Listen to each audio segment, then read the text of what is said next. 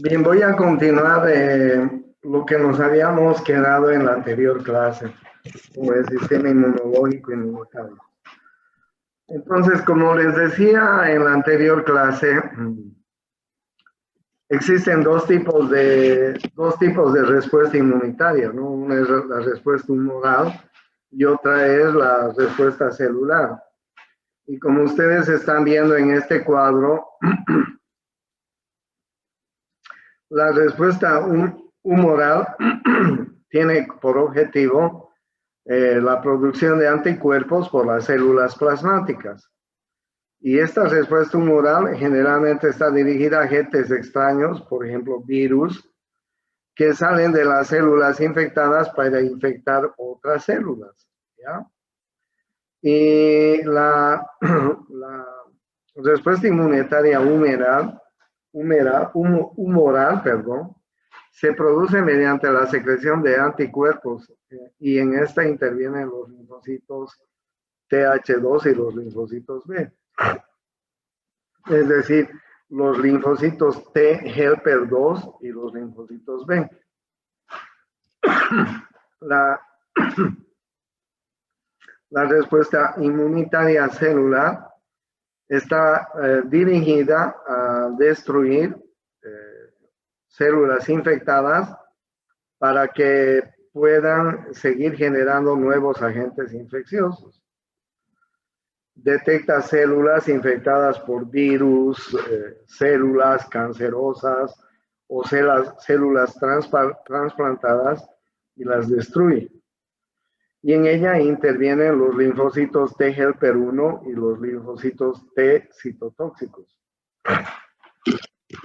Por favor, dense cuenta bien, en la respuesta inmunitaria humoral están interviniendo los linfocitos T helper 2 y los linfocitos B, ¿ya? Humoral. Estos están en la sangre, ¿no es cierto? Producen anticuerpos. Y la célula está dirigida a destruir células infectadas para evitar que puedan seguir generando nuevos agentes infecciosos. Detecta células infectadas por virus, células cancerosas, células trasplantadas y las destruye. Y en ellas están interviniendo los linfocitos T helper 1 y los linfocitos T citotóxicos. ¿Ok? Entonces, en síntesis, los linfocitos B actúan en la respuesta inmunitaria humoral. Los linfocitos, esos son los linfocitos B. Y los linfocitos T, que se dividen en T helper 1, T helper 2, actúan en ambas, en la humoral y en la celular. Y también los citotóxicos, ¿ya? Entonces, tengan en cuenta esta situación. Bien. ¿Cómo se hace el reconocimiento de los antígenos por los linfocitos B y T? Teniendo en cuenta que antígeno es todo lo extraño a nuestro cuerpo, ¿no? Tanto los linfocitos B como los linfocitos T reconocen a los antígenos por medio de receptores específicos situados en su membrana plasmática. Miren qué interesante. Los receptores de los linfocitos B, denominados también anticuerpos de membrana, pueden reconocer antígenos intactos en el líquido extracelular. Los receptores de los linfocitos T solo reconocen fragmentos de antígenos previamente procesados y unidos a proteínas del sistema mayor de histocompatibilidad, ¿no? Sistema de complemento mayor de histocompatibilidad. Vamos a ir aclarando eso. Ahora bien, miren, aquí tenemos los receptores de los linfocitos B y T, ¿no? En esta figura, en la primera ustedes tienen un linfocito B y en la segunda tienen un linfocito T. Entonces, miren los linfocitos B. Los receptores de los linfocitos B son similares a los anticuerpos. están formados por 4 cadenas polipeptídicas, 2 pesadas idénticas y 2 ligeras idénticas, unidas por puentes de disulfuro. Sí, ahí están los puentes de sulfuro, sus cadenas pesadas, sus cadenas ligeras. ¿Ya? Y tienen sus sitios de unión a los antígenos, como ustedes están viendo, ¿no? Sitios de unión a los antígenos, como ustedes están viendo en la figura. En cambio, en el linfocito T, los receptores de los linfocitos T están formados por 2 cadenas polipeptídicas diferentes unidas por un puente de disulfuro, ¿no? Y entonces vean ustedes cómo estos receptores se unen al antígeno. Ahí ustedes pueden ver el sitio de unión al antígeno, ¿no? En cambio, miren en estos otros el sitio de unión al antígeno un poco diferente, ¿no? Entonces, bien, los anticuerpos entonces tienen unas cadenas ligeras de color azul, que tienen una porción variable y una porción constante, la de color oscuro, y van a ir variando, ¿no es cierto?, estos anticuerpos en función de los virus, porque ustedes saben que tenemos inmensidad de virus en la naturaleza. Y nuestros anticuerpos van a ir variando, reconociendo a todos ellos de diferente manera, de diferente forma. ¿Cuántos virus tenemos en la naturaleza? Y ustedes saben que estos virus hacen sus variantes inclusive. En esta época estamos viendo y aprendiendo un poco más con el virus del COVID-19, que está haciendo variantes de toda naturaleza, ¿no? Entonces los anticuerpos tienen unas cadenas, unos brazos, que bisagras y tallos y todo lo que ustedes están viendo, que van cambiando permanentemente de acuerdo al virus que van encontrando, al antígeno que van encontrando, mejor dicho, y por eso tenemos anticuerpos para pues, todos los virus que pueden penetrar en nuestro organismo, ¿no? ¿Cómo se hace el procesamiento y reconocimiento de antígenos endógenos? Endógenos, o sea, dentro de nuestro cuerpo. Los antígenos endógenos se sintetizan dentro de las células. Los fragmentos de estos antígenos se unen a las proteínas del complemento mayor de histocompatibilidad 1.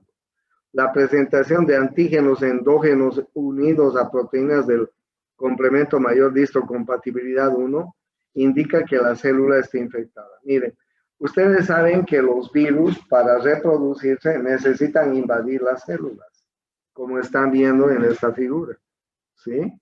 Y entonces un fragmento de un antígeno extraño se une dentro de la célula a las moléculas del complemento mayor de histocompatibilidad, luego se muestra en la superficie celular. Y ahí ustedes pueden ver cómo los linfocitos T citotóxicos reconocen estos fragmentos de antígenos unidos a las proteínas del complemento para inmediatamente proceder al ataque de este virus, ¿no? Ha entrado un fragmento del virus, se ha ido reproduciendo y mire cómo son reconocidos, ¿no? Entonces, de esta manera van reconociendo nuestros linfocitos a los diferentes antígenos. Los antígenos exógenos se encuentran en los líquidos celulares, extracelulares, los endógenos intracelulares, ¿no? Los exógenos extracelulares. Las células presentadoras de antígenos, se llaman células presentadoras de antígeno así, dan a conocer estos antígenos. Estas células presentadoras de antígeno son los macrófagos, las células dendríticas y los linfocitos B. Es como cuando un vecino agarra en la calle a un pícaro, ¿no? Lo agarra al pícaro porque está robando en alguna casa algún equipamiento de la casa, lo agarra y a continuación va a pedir auxilio, ¿no? De la misma manera, los macrófagos, las células dendríticas, los linfocitos B, agarran a estos antígenos exógenos y van a proceder a destruirlos, ¿no? Tras el procesamiento de los antígenos, las células presentadoras de antígenos migran de los tejidos a los ganglios linfáticos. Miren, ¿ya? Entonces, así más o menos son las células presentadoras de antígeno, las CPA. De esta manera van a presentar a sus antígenos. Ahí ustedes ven los antígenos. Miren ustedes un microorganismo con antígenos y miren ustedes cómo es detectado por las células presentadoras de antígenos, ¿no? Para luego ser fagocitados. Ahí ustedes tienen un linfocito T colaborador, un helper, que se apega al antígeno, y luego va a pedir ayuda a sus congéneres para que terminen de fagocitarlo y de destruirlo, ¿no? A ese antígeno. La inmunidad celular está mediada por los linfocitos T. Los linfocitos TH o T4 también se llaman, como quieran. Los T helper o T4 también se llaman. Son los coordinadores del sistema inmunitario. Elaboran sustancias que estimulan a los linfocitos T citotóxicos o interleuquina 2. Y además estimulan a los linfocitos B. Tienen una membrana, tienen en su membrana una proteína llamada CD4. De ahí que viene el nombre del linfocito CD4. Reconocen los antígenos presentados por las proteínas del sistema mayor de histocompatibilidad 2 de las células presentadoras de antígenos. Los coestimula la interleuquina 1 producida por los macrófagos. ¿Ya?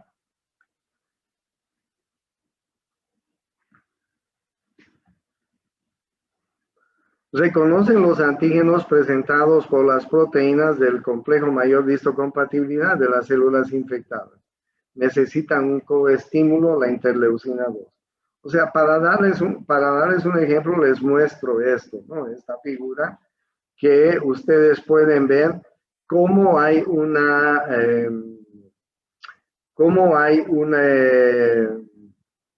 un trabajo coordinado entre estos linfocitos y todas las otras representaciones que forman parte de nuestro sistema inmune, ¿no? Como son las citocinas, los linfocitos helper, los citotóxicos, etcétera, actúan en una y otra forma, ¿no? Para más o menos darles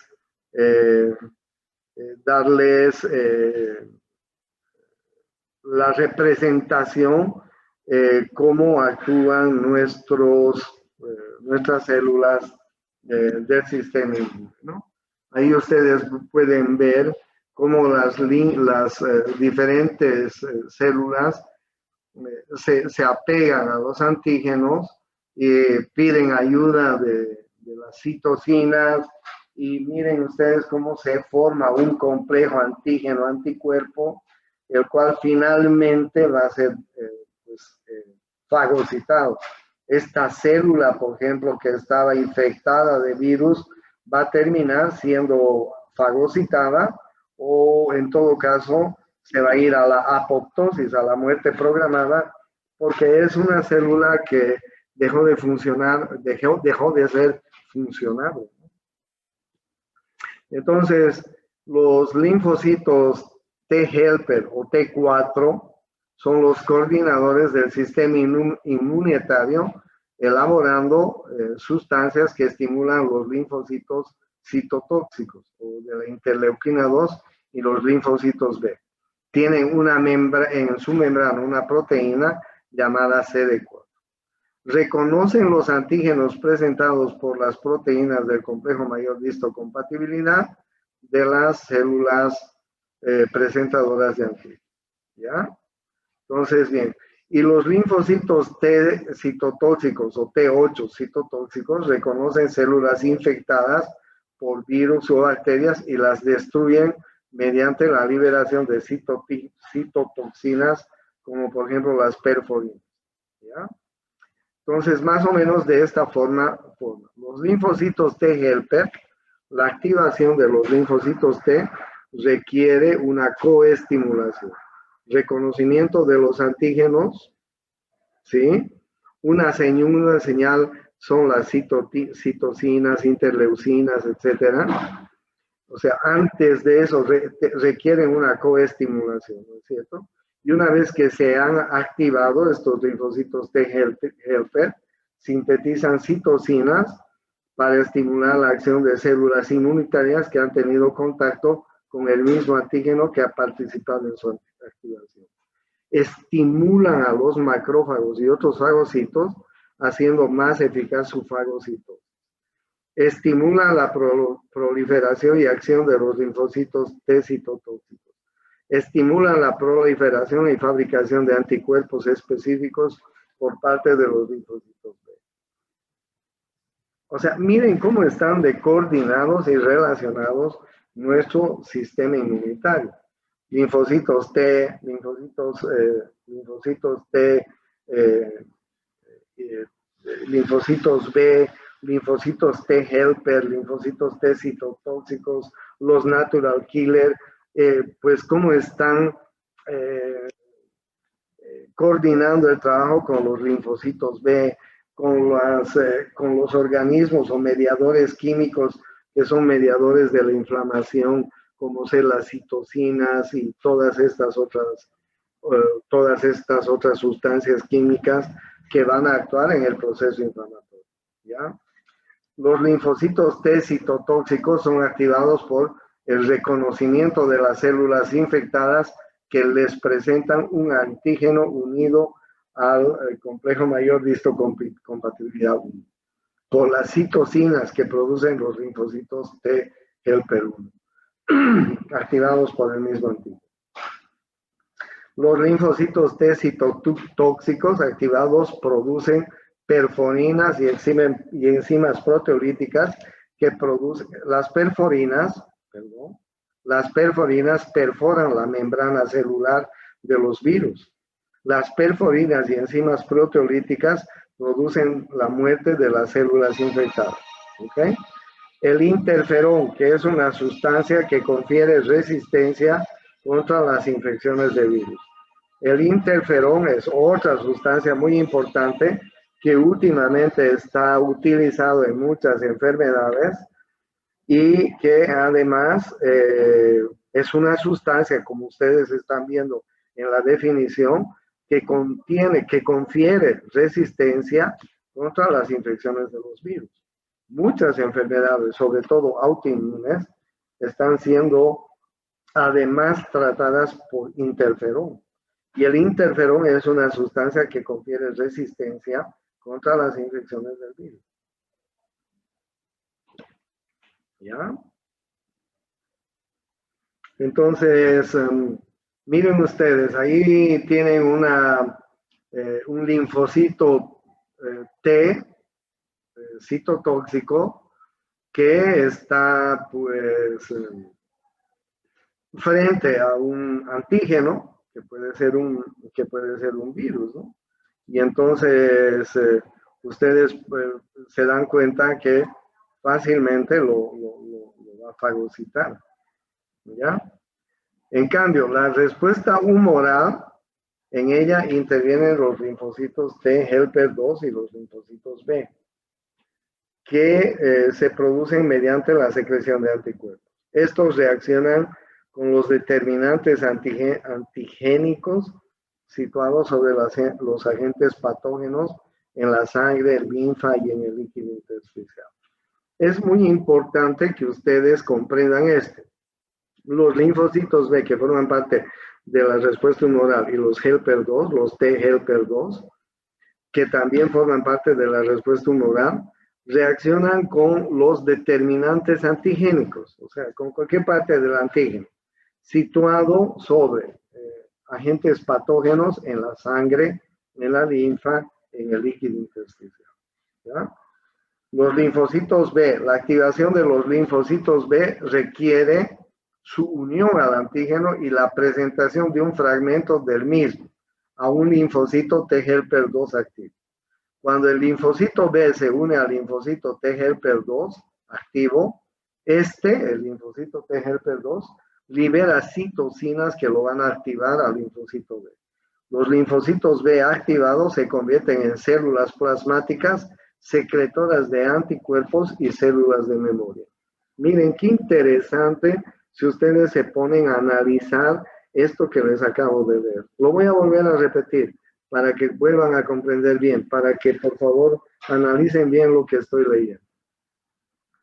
La activación, hemos dicho antes que en la respuesta humoral participan los linfocitos B y los T helper 2, ¿ya? La activación de los linfocitos B requiere su unión al antígeno, primero, y la presentación de un fragmento del mismo, del antígeno, a un linfocito T helper activo. Cuando el linfocito B se une al linfocito T helper 2 activo, el linfocito T helper 2 activo, libera citocinas que lo activan al linfocito B. Los linfocitos B activados se convierten en células plasmáticas secretoras de anticuerpos y células de memoria. Así es como actúan las vacunas, por ejemplo, en nuestro organismo. ¿Entienden? De esta manera van almacenándose células de memoria a través de las vacunas. De tal manera que si cuando éramos niños nos han puesto la vacuna contra la poliomielitis, por decirles algo, o contra la difteria, contra el tétanos, contra la coqueluche, etcétera, como hacen, pues cuando somos grandes, este sistema de defensa humoral se va a activar como les estoy diciendo, ¿no? Gracias a un trabajo coordinado entre el linfocito B y el linfocito T helper 2 activado, como ustedes están viendo en esta figura, ¿no? Y una vez que el linfocito T helper 2 activado ha activado a la vez al linfocito B, este linfocito B va a producir células de memoria por un lado y además va a producir anticuerpos por otro lado contra ese virus. Por eso es que si en alguna otra ocasión nos ataca el virus para lo cual ya hemos sido vacunados, pues las células de memoria y los anticuerpos inmediatamente lo van a reconocer y lo van a atacar a través de los anticuerpos. Esto es lo que hace nuestro organismo, ¿ya? De esta forma, entonces, lamentablemente no puedo activar esto, pero me hubiera gustado activar para que tengan el conocimiento. Bueno, entonces, bien, ya saben ustedes que los anticuerpos también se denominan inmunoglobulinas, ¿no? Y ya saben ustedes cómo las inmunoglobulinas tienen unas cadenas ligeras y tienen además unas cadenas pesadas que ustedes están viendo muy bien en esta figura. Tienen brazos, hay dos y cada uno de ellos presenta el resto de cada una de las cadenas pesadas. Tiene una bisagra, tiene un tallo, en fin, una serie de elementos que conforman una inmunoglobulina. Y ustedes saben que hay diferentes tipos de inmunoglobulina. Por ejemplo, aquí están viendo la forma de una inmunoglobulina M, aquí están viendo la forma de una inmunoglobulina A, y cada una de estas inmunoglobulinas pues tiene diferente función, ¿no? En esta figura yo les puedo mostrar, voy a aumentar de tamaño, la clase de inmunoglobulina, ¿no? Miren ustedes las diferentes formas de las inmunoglobulinas, los lugares de unión al antígeno, ¿sí? Ahí tienen ustedes los lugares de unión al antígeno. Por ejemplo, la inmunoglobulina G tiene 2 lugares de unión al antígeno. La inmunoglobulina M tiene 10 lugares de unión al antígeno. Cuenten ustedes. 1, 2, 3, 4, 5, 6, 7, 8, 9, 10.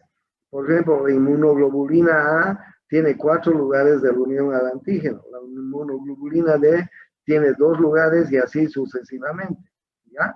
Ahora miren cómo están distribuidas, ¿no? La inmunoglobulina G está distribuida en el fluido extracelular, en la sangre y en la linfa. La inmunoglobulina M está distribuido en la sangre y en la linfa, en la superficie de linfocitos B como monómeros. La inmunoglobulina A presente en las secreciones como lágrimas, saliva, moco, leche materna. la inmunoglobulina D en la sangre, en la linfa, superficie de linfocitos B vírgenes, etcétera, ¿no? Y ahí ustedes ven cómo están distribuidos en cada uno de los fluidos y tejidos en nuestro organismo. ¿Y cuáles son las propiedades? Esto es lo más importante, ¿no? La inmunoglobulina es la inmunoglobulina más abundante, la única que atraviesa la placenta, promueve la neutralización y aglutinación de los antígenos. La inmunoglobulina M es la primera inmunoglobulina que se segrega después de la exposición inicial a un antígeno. Promueve la neutralización y aglutinación de los antígenos, es muy efectiva en la activación del complemento. La inmunoglobulina A confiere inmunidad pasiva lactante. Miren, en el calostro, por ejemplo, que una madre recién parida produce los primeros 2 o 3 días, está pasando inmunoglobulina A a su pequeño hijo a través del calostro, porque la leche recién se forma a las 48, 72 horas. Y mientras tanto el niño está tomando calostro. Miren cómo está pasándole inmunidad pasiva a su lactante. La inmunoglobulina D es la inmunoglobulina circulante que está en menor proporción. Aún no se conoce muy bien su función. Y la inmunoglobulina E participa en las reacciones alérgicas. Entonces, miren ustedes,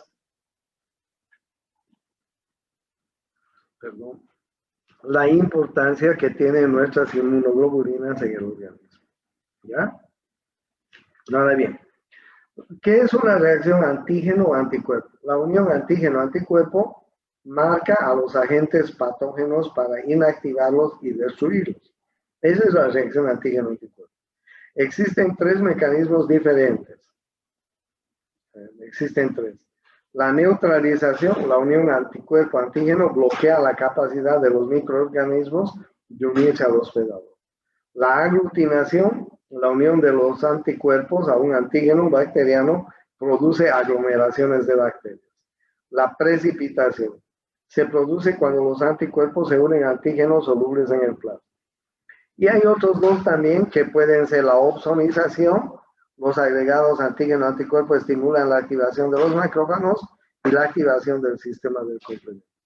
Ya saben qué es el sistema del complemento, ¿no es cierto? Acabo de decirles qué es el sistema del complemento. No se van a olvidar qué es el sistema del complemento. En algún momento les dije hace poco lo que es. El sistema del complemento es un sistema que va a ayudar a desencadenar toda una cadena de complementos y que va a intervenir en los procesos de inflamación también. ¿Ya?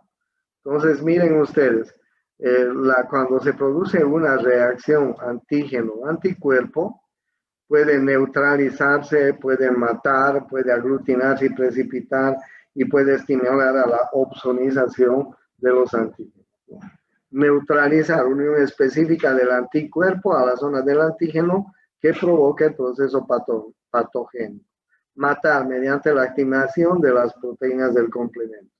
Aglutinar y precipitar forman complejos de aglutinación que son reconocidos y destruidos por el sistema de complemento.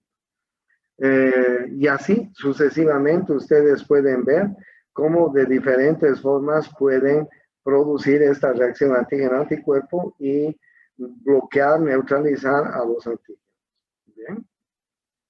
Ahí ustedes están viendo la unión de anticuerpos a los determinantes antigénicos, inactiva a los antígenos por aglutinación, precipitación, en fin, diferentes elementos o mecanismos, mejor dicho, que ustedes pueden ver, ¿no? Finalmente, pueden destruir la membrana de los antígenos, pueden introducirlos donde los macrófagos para que sean fagocitados, en fin, de diferente manera estos pueden actuar. Entonces les decía, ¿qué es el sistema del complemento? El complemento es un conjunto de proteínas disueltos en el plasma y ante una infección, estas proteínas del complemento se activan en una secuencia o cascada característica que se llama la cascada del complemento. Por contacto directo con antígenos bacterianos superficiales, por contacto con complejos antígeno-anticuerpos sobre la superficie de bacterias o células extrañas. El complemento activo produce respuesta inflamatoria y atracción de fagocitos al lugar de la infección. Opsonización, facilitando la adherencia de los microorganismos patógenos a la membrana del fagocito. Y lisis o ruptura de la membrana mediante la formación de poros en su membrana. O sea, miren que el sistema del complemento es otro sistema muy importante de proteínas que va a ayudar en la destrucción de los antígenos y además va a ayudar en el proceso inflamatorio. ¿Ya? Ahí ustedes tienen la cascada, la vía clásica y la vía alternativa del complemento. Vean ustedes cómo el complemento, bien por la vía alternativa o por la vía clásica, se va a activar, ¿ya? Pero con la consecuente función de participar en la reacción inflamatoria, atraer a los neutrófilos y a las células de defensa de nuestro organismo al lugar donde se está activando el complemento. El complemento entonces es una serie, es un conjunto de proteínas que se activan para ayudar en la inflamación. ¿Ya? Miren ustedes las acciones del complemento. Aumento de la permeabilidad capilar, contracción del músculo liso, degranulación de mastocitos, ayuda a la fagocitosis, opsonización, activación y quimiotasis de los neutrófilos, lisis de las bacterias, lisis de células extrañas. ¿No les parece que el sistema de complemento es un sistema muy exquisito y especial en el sistema de defensa? Bien. Cuando el antígeno penetra, esta es selección clonal, cuando un antígeno penetra en el organismo, se encuentra con muchos clones de linfocitos B y T, diferentes, pero solo se une y activa aquel clon que tiene los receptores específicos. ¿Ya? Son los receptores, son los anticuerpos de memoria, ¿ok? No se van a unir con cualquier anticuerpo, solo con aquel anticuerpo que tiene receptores específicos para tal antígeno. El linfocito B activado prolifera dando lugar a dos clones celulares. Las células plasmáticas de vida corta que secretan anticuerpos específicos y las células memoria de vida larga que responderán con rapidez cuando se produzca la siguiente exposición al mismo antígeno. ¿Ya? Bien, entonces en la respuesta inmunológica hay respuesta primaria y respuesta secundaria.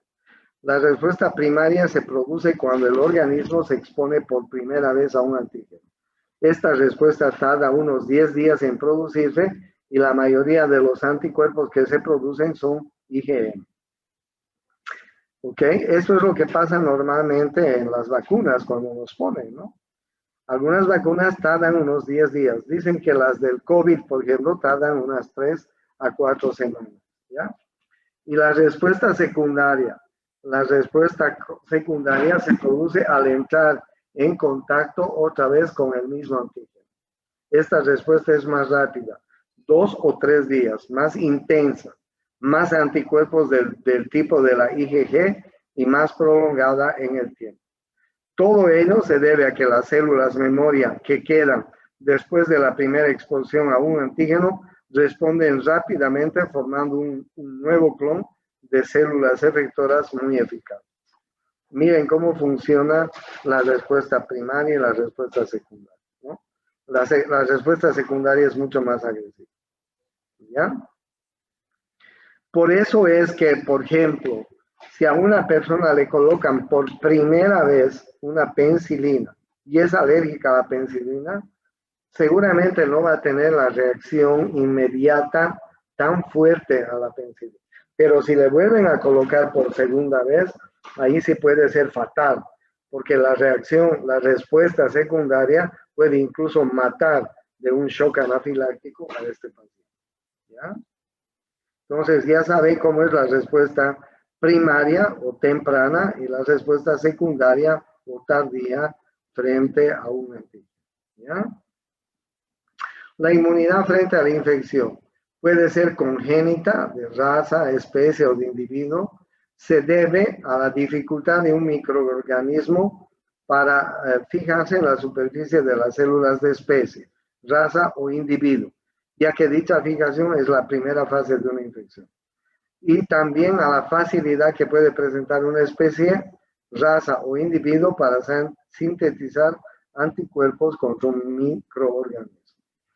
Y puede ser congénita y adquirida se debe a la memoria inmunológica. Un poco complicado todo eso. Entonces, la inmunidad adquirida puede ser pasiva o activa, como ustedes están viendo. La activa, el organismo genera anticuerpos específicos, ¿ya?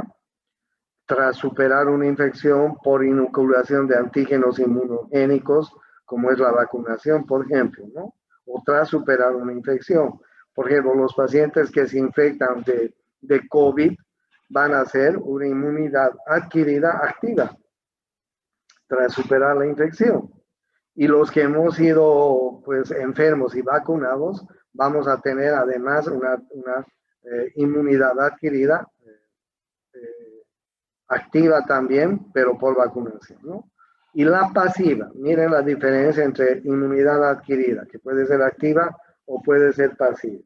El organismo adquiere anticuerpos específicos a través de la placenta procedente del suero de otros organismos cuando se hace sueroterapia, por ejemplo, ¿no?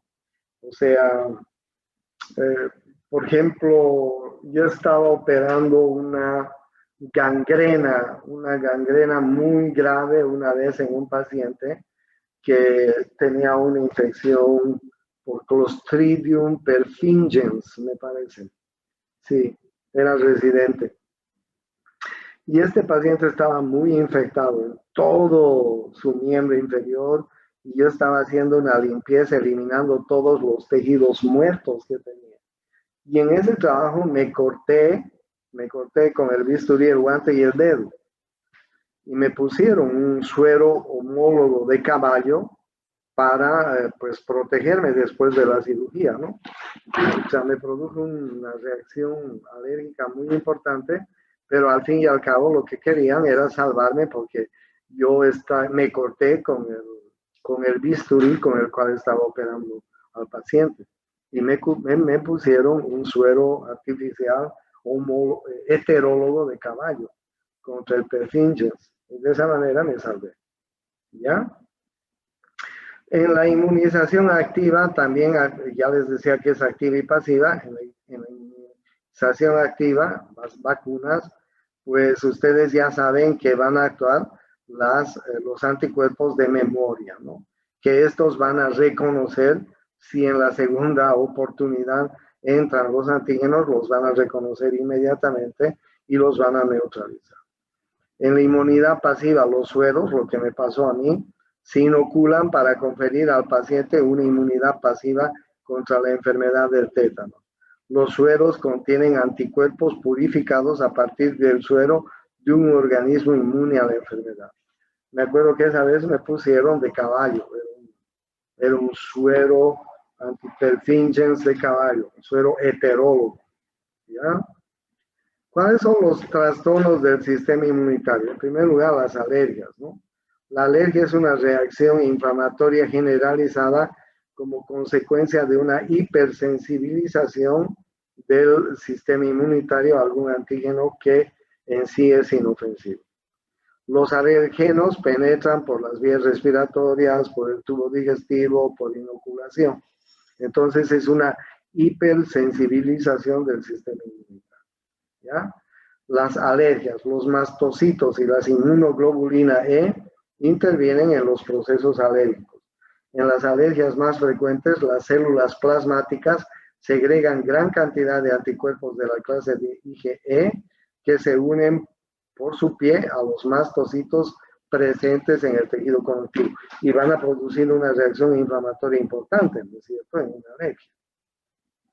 Entonces, la respuesta alérgica no es nada más que la reacción de estos IgE y van a producir una reacción inflamatoria importante que se va a manifestar clínicamente en una alergia. ¿Es así? ¿Qué es el shock anafiláctico? El shock anafiláctico es una alergia extrema, ¿no? Donde hay constricción de las vías respiratorias, dilatación de los vasos sanguíneos que afecta al corazón y al cerebro, náuseas, vómitos, espacios abdominales, diarrea, mareos, convulsiones, pérdida de conciencia, hinchazón en los labios y lengua, hinchazón en la laringe que puede causar ahogo. Se mueren los pacientes por el edema de la glotis, ataque al corazón, etc., erupciones cutáneas. ¿Qué tienes que hacer en un shock anafiláctico? ¿Qué se hace? ¿Quién sabe? Administrar adrenalina, doctor. Se tiene que administrar adrenalina. Y si no tienes adrenalina, lo mejor es la adrenalina. Y si no tienes adrenalina, puedes utilizar un corticoide de acción inmediata. De acción inmediata. ¿Qué corticoide de acción inmediata conoce? No me digan, por favor, dexametasona, betametasona, eso no me digan. El único corticoide de acción inmediata es la hidrocortisona. Si ustedes utilizan hidrocortisona, si no tienen adrenalina, sirve también. Puede ayudar. Pero si tienen adrenalina, mejor. ¿Ok? Trastornos del sistema inmunitario. La autoinmunidad consiste en que el sistema inmunitario toma como extraño algún tipo celular o alguna proteína propios del organismo, ejerciendo contra él todas las acciones propias del rechazo de una infección. Durante su proceso de maduración en la médula ósea o en el timo, los linfocitos que reconocen antígenos propios son eliminados.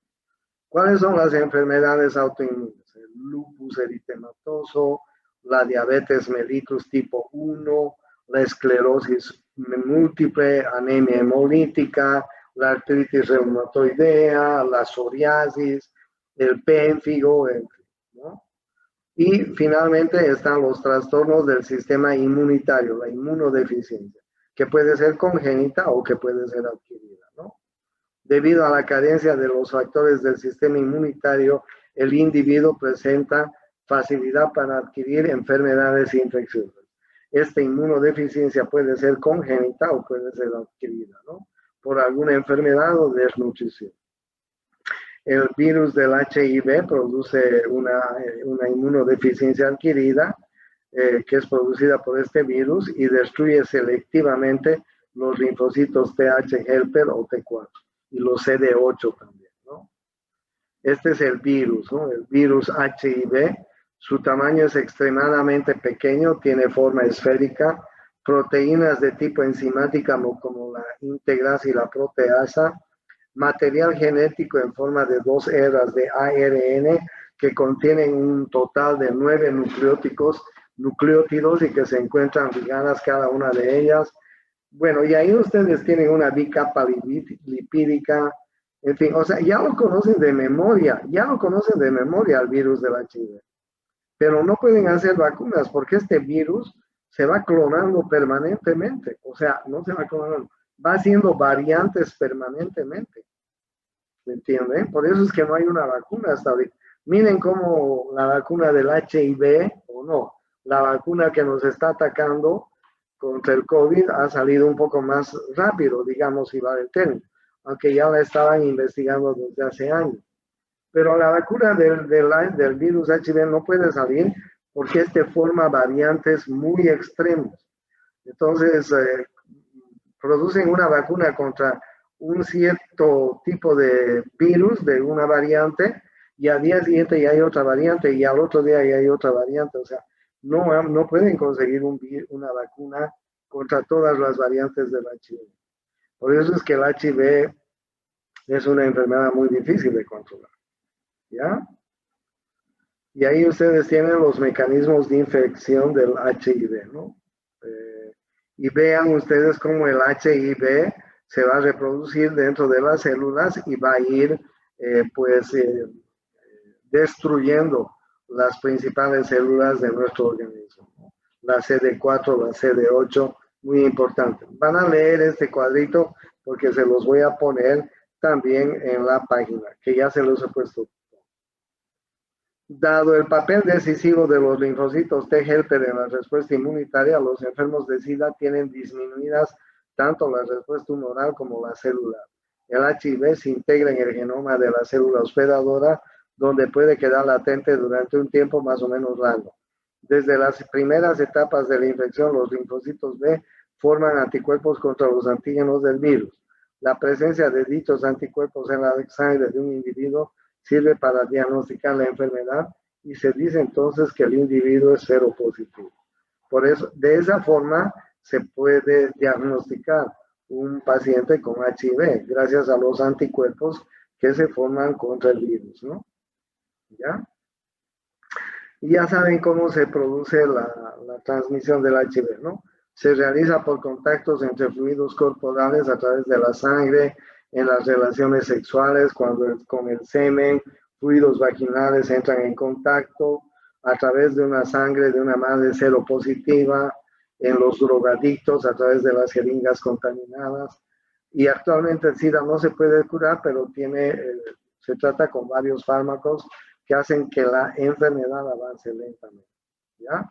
Inhibidores de la fusión del virus con la célula hospedadora, inhibidores de la transcriptasa inversa, inhibidores de la integrasa, inhibidores de la proteasa, todos estos medicamentos se están usando actualmente, ¿no? Uno de los principales problemas de cara al tratamiento de SIDA es que el virus del HIV muta con frecuencia, ¿ya?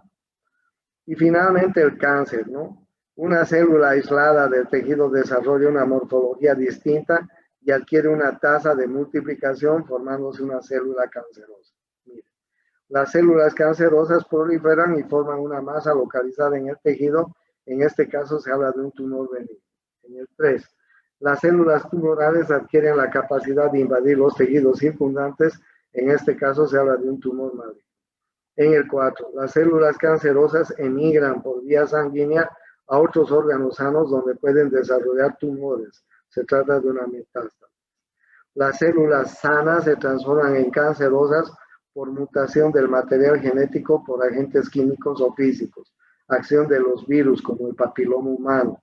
Características de las células cancerosas: origen clonal y división indefinida, citoesqueleto anormal y actividad alterada, anomalías cromosómicas y antígenos tumorales. Entonces, la respuesta inmunológica, los antígenos tumorales son específicos de cada tipo celular y desencadenan la acción del sistema inmunitario. Producen producción anticuerpo, activación de los linfocitos T citotóxicos y de los macrófagos. Pero algunas veces los cánceres nos ganan, ¿no?, a nuestro sistema inmunológico, y por eso es que los cánceres algunas veces pueden no, ¿ya? Por eso es que el cáncer alguna vez necesita de cirugía, de radioterapia, de quimioterapia, porque nuestro sistema inmune no alcanza para combatir a las células cancerosas, sobre todo cuando estas se reproducen muy rápidamente y hacen metástasis, ¿no es así? Eso es lo que les quería decir. Y también en el rechazo, ¿no? En el rechazo a los diferentes órganos, nuestro sistema inmune va a tener una actividad importante, ¿no? Hay que tener en cuenta las siguientes características del donante y del receptor. Grupos sanguíneos compatibles. Elevado el grado de semejanza entre las proteínas del complejo mayor histocompatibilidad. Comprobar que el receptor no posee anticuerpos contra las proteínas del complejo mayor de histocompatibilidad del donante. Porque si el receptor va a tener anticuerpos, pues no va a rechazar, ¿no es cierto? Por eso es que hacen muchos exámenes antes de hacer una donación de un órgano o un trasplante.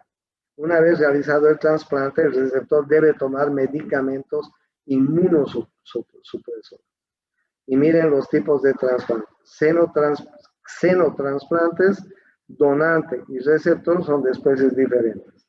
Alotransplantes, donante y receptor son de la misma especie, pero genéticamente diferentes.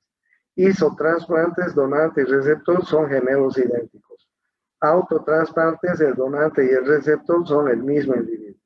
Por favor, Estito, van a leer porque va a entrar esta parte en el examen del día domingo. ¿Alguna pregunta hasta acá? Ya les he puesto la mayoría de los temas